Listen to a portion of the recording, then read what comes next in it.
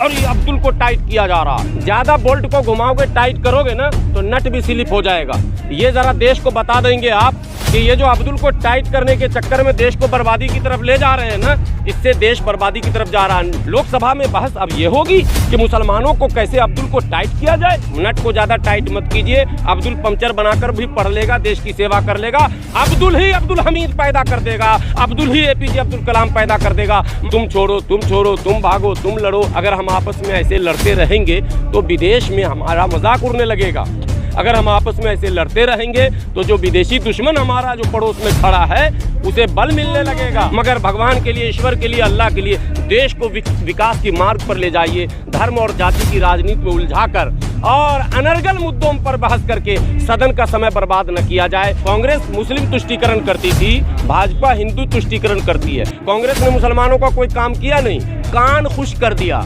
भाजपा भी हिंदुओं का कोई कल्याण नहीं करेगी, कान खुश कर देगी। रोजगार तो सबको चाहिए ना भाई, कि अब्दुल को ही चाहिए? अब्दुल तो पंचर बना के जी रहा। रोजगार तो देश को चाहिए, और देश बड़े भाइयों के का है, हिंदुओं का है। अगर तो उन्हें इनकी चिंता होनी चाहिए कि हमें रोजगार, शिक्षा, स्वास्थ्य, इस पर हमें बहस करनी चाहिए। मतलब आप कैसा बात कर रहे हैं? देश आपका नहीं है क्या? नहीं, हमारा बड़े भाइयों का पहला, बड़े भाइयों का पहले, हम छोटे भाई हैं। ये कैसी बात? बिल्कुल, पहले बड़ों का। देखिए, बर्बाद होगा तो पहले बड़ा बर्बाद होगा, छोटा क्या, वो तो ऐसे भी छोटा है।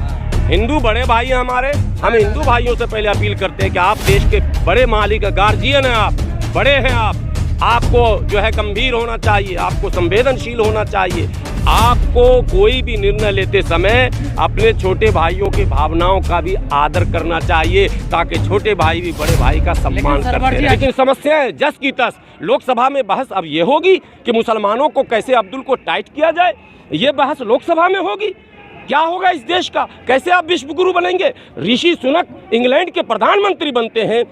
भारत के नेताओं को सोचना चाहिए कि भारत के लोग जो देश छोड़कर चले गए वो प्रधानमंत्री बने गए।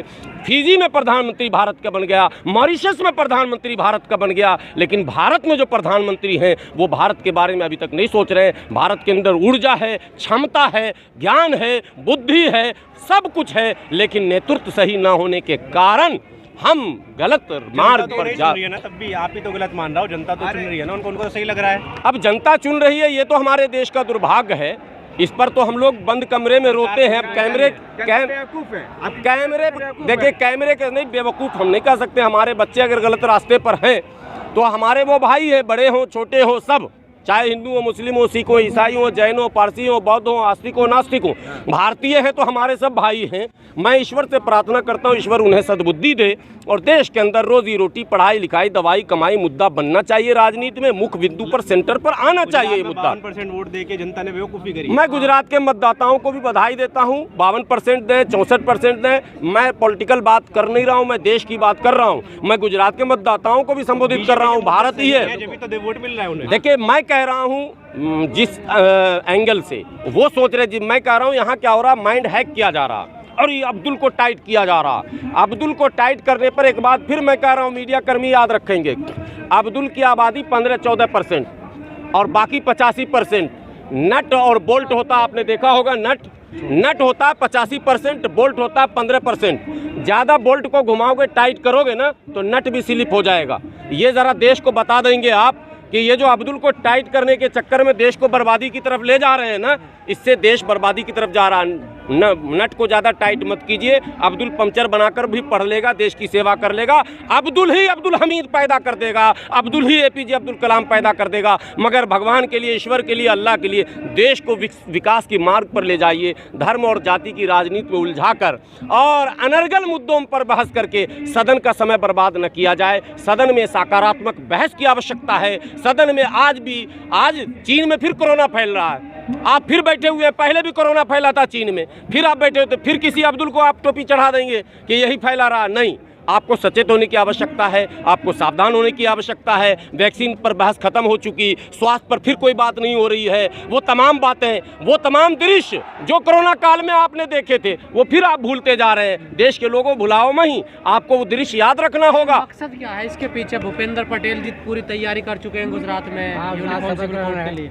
मैं यही तो कह रहा हूँ कि ये क्या हो रहा है भाई। अगर देश हित में है तो कांग्रेस शासित राज्य में क्यों नहीं, देश हित में है तो नीतीश कुमार क्यों नहीं, देश हित में है तो फिर ममता बनर्जी क्यों नहीं, देश हित में है तो बीजू पटनायक नवीन पटनायक क्यों नहीं, देश हित में है तो जगन रेड्डी क्यों नहीं, देश हित में है तो फिर केरला तमिलनाडु और कर्नाटका आंध्रा तेलंगाना क्यों नहीं, देश हित में है तो पंजाब और कश्मीर क्यों नहीं, देश हित में है तो दिल्ली क्यों नहीं, देश हित में है तो सिर्फ उत्तर प्रदेश और उत्तराखंड और गुजरात क्यों।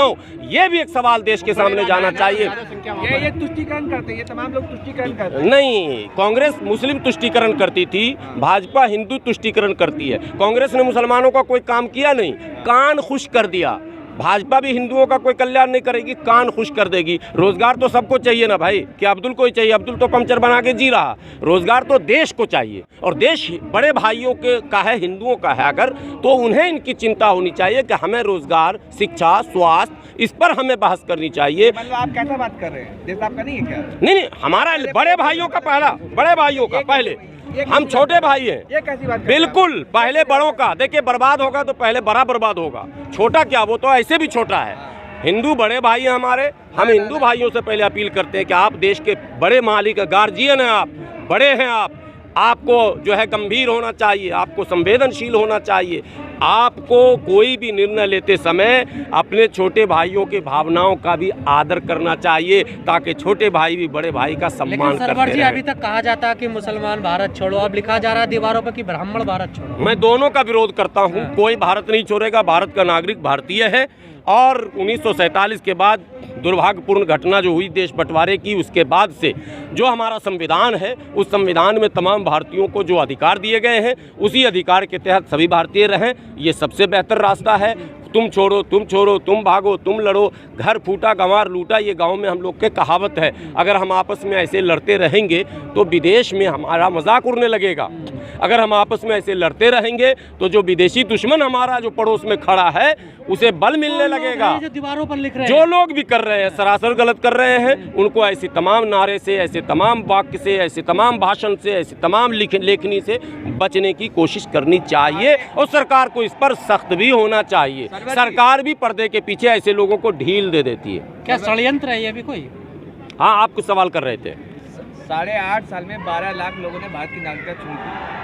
ये डेटा, ये इसी पर तो बहस होनी चाहिए लोकसभा में कि ऐसा आखिर क्यों हो रहा है कि जिसके पास भी अधिक धन हो रहा है वो भारत छोड़ दे रहा है। तो अगर धनवान लोग भारत छोड़ देंगे तो इसका मतलब भारत का धन लेकर भागेंगे, तो भारत को कंगाल करने की योजना चल रही है इसका मतलब। तो इन सब चीज़ों पर तो बहस देश में होनी चाहिए, सदन में होनी चाहिए कि आखिर लोग नागरिकता क्यों छोड़ रहे हैं, आखिर लोग नफरत क्यों फैला रहे हैं, आखिर लोग घृणा क्यों फैला रहे हैं, आखिर एक दूसरे को भगाने मारने काटने की बात क्यों कर रहे हैं। क्यों नहीं प्यार प्रेम सद्भाव के साथ, भाईचारे के साथ आपस में मिलजुल कर एक मुट्ठी बनकर सबका जो अधिकार संविधान में है सबको देते हुए, किसी का अधिकार हनन करते हुए नहीं, किसी को अपमानित करते हुए नहीं, किसी को छोटा दिखाते हुए नहीं, बल्कि एक परिवार, एक मुट्ठी की तरह इस देश को हम आगे लेकर अगर जाएंगे तो निश्चित रूप से हम विश्व गुरु बनेंगे।